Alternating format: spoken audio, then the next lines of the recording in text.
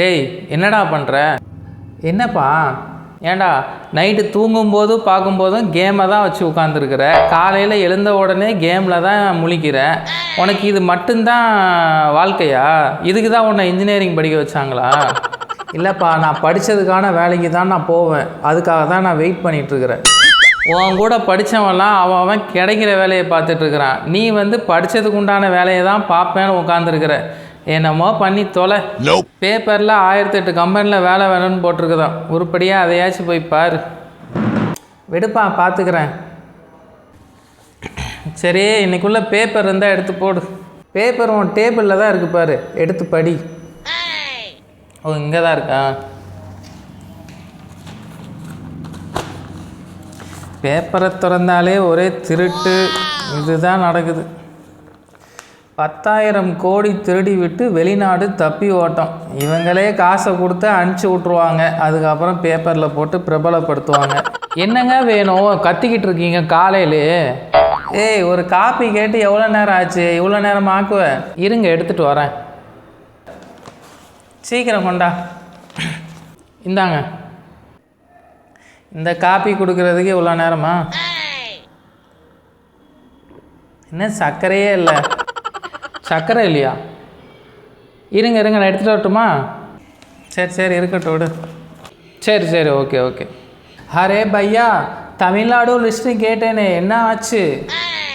சீக்கிரம் கொடு. ஓகே, இந்த 100 நம்பர் தான் தமிழ்நாடு நம்பரா? வெயிட்.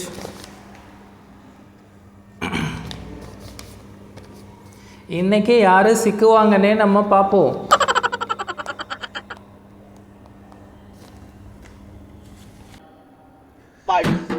என்ன ஃபோன் அடிக்குது? ஏங்க ஃபோன் அடிக்குது பாருங்க. பாரு யாருன்னு பாரு கொஞ்சம். சரி இருங்க நானே எடுக்கிறேன். ஹலோ, நாங்கள் ஆர்பிசிசி பேங்க்லேருந்து கால் பண்ணுறோம். உங்களுடைய நம்பருக்கு 15 லட்சம் ரூபாய் பணம் கிடச்சிருக்கு. 15 லட்சமா? நீங்கள் ஏடிஎம் கார்டு நம்பரை உடனே சொல்லுங்கள். ஏங்க ஏடிஎம் கார்டு எங்கே இருக்குது? ஏடிஎம் கார்டா? ஏடிஎம் கார்டு அந்த டேபிளில் என் பர்ஸ் இருக்கும் பார், அதில் இருக்கும் ஏடிஎம் கார்டு.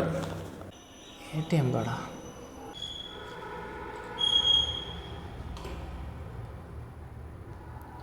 Six one 11. அம்மா கால் கட் பண்ணுமா? கட் பண்ணு காலை கட் பண்ணுமா? கால் கட் ஆயிடுச்சு. உஷாராயிட்டாங்க போலையே. அடுத்தது ட்ரை பண்ணுவோம். என்ன ஆச்சு? 15 லட்ச ரூபா தரேன்னா?